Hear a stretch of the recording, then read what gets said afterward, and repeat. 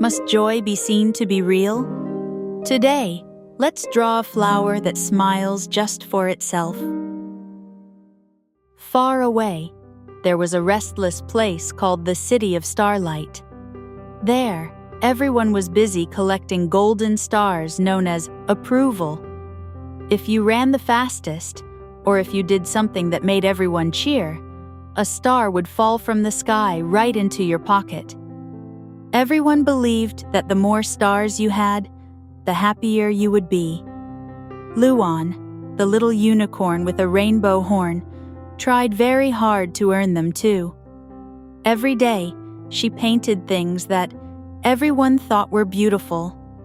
But she discovered that while the stars looked bright, they were actually very heavy, and their edges were quite sharp. When her pockets were full of stars, she could no longer run. Her hand trembled so much, she couldn't even draw a straight line. Why do I have so many stars, yet feel no joy at all? Luan sighed. She decided to put down her brush for a while and leave the noisy city. She walked and walked, following the wind, until she reached a meadow where no one knew her. There were no judges here to grade her, no shiny trophies, only the quiet soil and an empty little flower pot. Just then, a little flower quietly peeked out from the soil. It was a very ordinary, yet very special flower, because in its center was a big, radiant smile. Luan crouched down, looking at it in confusion. "Little flower," Luan said, "there isn't even a butterfly here. No one sees you. You bloom so beautifully, but you won't get a single golden star. Don't you feel sad?" The flower didn't answer. It only swayed gently in the breeze. Luan felt pity for the little flower. So, she reached into her pocket, took out her brightest, biggest star, and gently placed it on the flower's leaf. "I'll give you this star," Luan said softly. "Now, you are an approved good flower. You should be much happier now, right?" Unexpectedly, the star was so heavy that it made the little flower bend over. Its radiant smile almost touched the dirt. With great effort, the flower managed to shake the star off onto the ground. "Thank you, kind Luan." The flower gasped. "But this star is too heavy. If I hold on to it, I won't be able to dance in the wind." "I don't smile because I want to be an approved flower. I smile because I hear the morning dew dripping, because the sunlight feels warm on my skin.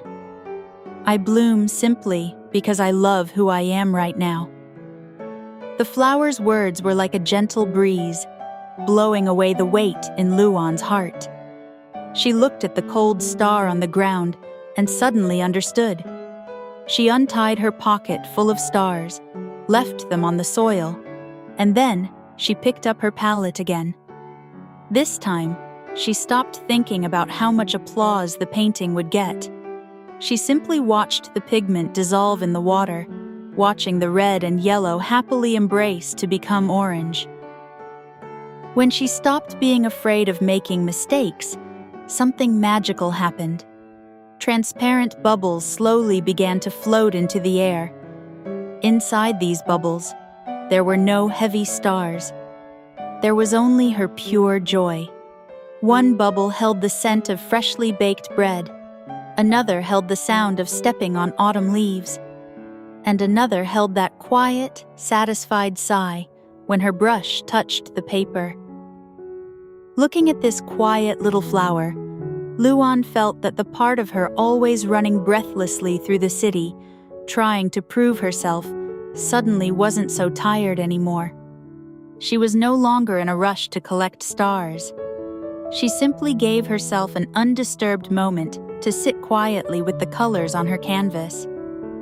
She realized that when you are willing to quiet down and keep yourself company, the joy you've been searching for so long has actually been in your own hands all along. Your joy begins with you. No stars needed.